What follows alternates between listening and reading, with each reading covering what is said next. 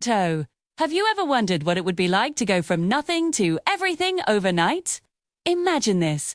One day you're sleeping in alleys, the cold pavement, your only bed.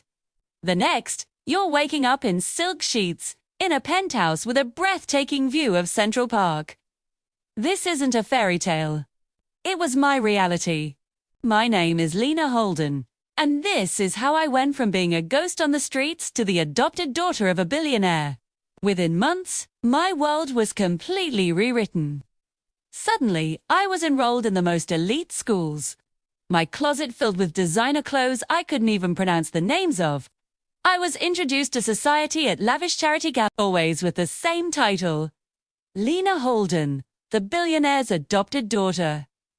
Richard Halden, my new father, paraded me as his greatest act of charity, his miracle girl. It was a perfect story, a beautiful fantasy. But every fairy tale has its cracks. And the biggest crack in mine was Victoria Richards' wife. She saw me not as a daughter, but as a ghost, the ghost of the child they lost, a stillborn daughter whose place she believed I was meant to fill. To her, I was just a prop, a tool for Richard to polish his public image and look like a saint to the media.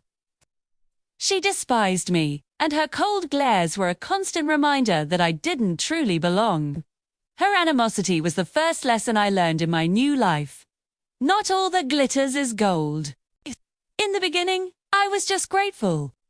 I was timid, quiet, and overwhelmed by the sheer scale of my new existence. I did everything I was told, eager to please, desperate to hold on to this dream. But as the years passed, gratitude gave way to something else. I grew sharper, more observant. I started to see the world for what it really was, especially the world of the old. I learned that, in the Halden mansion, power wasn't shouted from the rooftops. It moved in hushed whispers behind closed doors and was hidden behind practiced, perfect smiles.